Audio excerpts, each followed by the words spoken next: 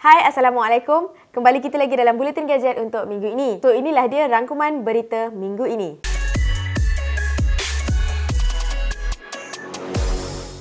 Bukan hanya tiada takuk, mungkin hanya iPhone 14 Pro sahaja guna chip A16. Pelanggan Streamix Unify Lite akan diubah ke Unify Fiber secara berperingkat. Ini ciri baharu dalam iOS 15.4, emoji unlock iPhone walaupun pakai face mask. China dilaporkan menutup sementara operasi kilang. Foxconn, Huawei, Oppo dan TCL turut terjejas. Akhirnya, Xiaomi 12 dilancarkan di Malaysia, dijual dengan harga RM2,899. Akhir sekali, muktamad DNB satu-satunya penyedia 5G tapi pegangan ditawar pada syarikat telco. Okey, menurut satu penganalisis terkenal Apple, dia berkata bahawa mungkin hanya model iPhone 14 Pro saja yang menggunakan A16 dan bukan pada iPhone 14. Menurut beliau juga, iPhone 14 mungkin akan kekal menggunakan chip yang sama macam iPhone 13 dulu, iaitu chip A15 Bionic. Manakala untuk iPhone 14 Pro Max pula akan hadir dengan RAM LPDDR5 dengan memori yang lagi pantas serta 30% cekap tenaga, iaitu energy consumption dia lebih rendah dan tak akan makan bateri. Jadi kalaulah betul ramalan daripada penganalisis ni, memang siri iPhone 14 yang biasa dan juga model Pro dan Pro Max akan nampak perbezaan yang ketara dibandingkan dengan model-model yang sebelum ni. Untuk korang yang minat dengan iPhone, korang rasa ramalan ni betul ke tak? Baru-baru ni, perkhidmatan Streamix yang dikenali sebagai Unify Lite telah dihentikan tawarannya di website Unify. Jadi disebabkan penghentian ni, TM mengatakan bahawa setiap pelanggan Unify Lite dan juga business broadband akan dipindahkan ke perkhidmatan Unify yang berasaskan fiber. Jangan risau,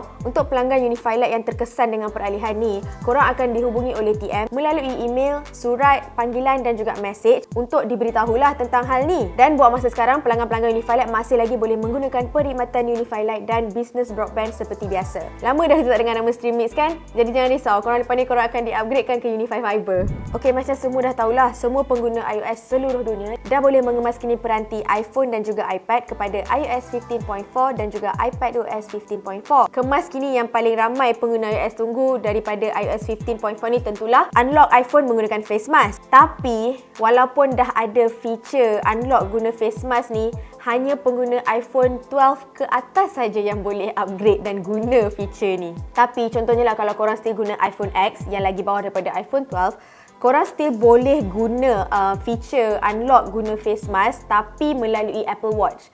Jadi make sure connect dengan Apple Watch untuk unlock menggunakan face mask. Basically feature ni boleh digunakan oleh semua iPhone yang menggunakan Face ID. Selain daripada unlock iPhone menggunakan face mask, iOS 15.4 juga ada ciri terbaru termasuk Universal Control untuk kawalan dalam setiap ekosistem Apple, 38 emoji yang baru, kebolehan untuk mematikan notifikasi dekat iPhone korang setiap kali personal automations diaktifkan. Of course lah, ada juga lagi feature-feature lain yang termasuk dalam kemas kini iOS 15.4 terbaru ni. Bagi Nat, of course lah, yang paling best adalah unlock iPhone guna face mask. Tapi Nat sini belum upgrade. So untuk korang yang dah upgrade, korang rasa macam mana pengalaman unlock guna face mask? Selepas kerajaan China mengeluarkan arahan untuk memberhentikan setiap operasi perniagaan yang tak penting sebabkan peningkatan mendadak kes COVID-19 di seluruh Shenzhen dan Shanghai, pembekal dan pengeluar telefon pintar macam Foxconn, Huawei, Oppo dan TCL dilaporkan turut memberhentikanlah operasi kilang mereka. Tapi penutupan ni berkuat kuasa sehinggalah 20 Mac ni. Dan sebenarnya penutupan kilang ni bukan saja memberi kesan kepada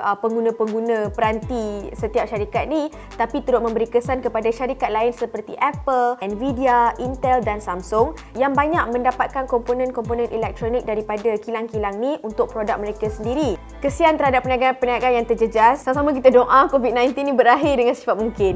Buat peminat Xiaomi, setelah beberapa bulan menunggu, akhirnya peranti Xiaomi 12 tiba di negara kita Malaysia. Xiaomi 12 ni antara peranti terawal yang menggunakan chipset terbaru daripada Qualcomm, iaitu Snapdragon 8 Gen 1. Dan semestinya dengan chipset yang terbaru ni, Xiaomi 12 akan mampu untuk memberikan prestasi yang lebih tinggi serta penggunaan tenaga yang lebih rendah. Saiz skrin Xiaomi 12 ni adalah sebesar 6.28 inci. Dengan saiz yang walaupun agak kecil ni, sebenarnya peranti ni memang selesa lah bila dipegang. Skrin yang digunakan pula adalah jenis AMOLED dan dengan kadar segar semula 120Hz Adaptive Sync. Tapi ia dimuatkan dengan bateri yang berkapasiti 4500 mAh dan menyokong pengecasan pantas 67 watt yang mampu mengecas penuh dalam masa 39 minit saja. Bagi Nat, not bad lah sebenarnya harga dia dengan model Xiaomi 12 terbaru ni.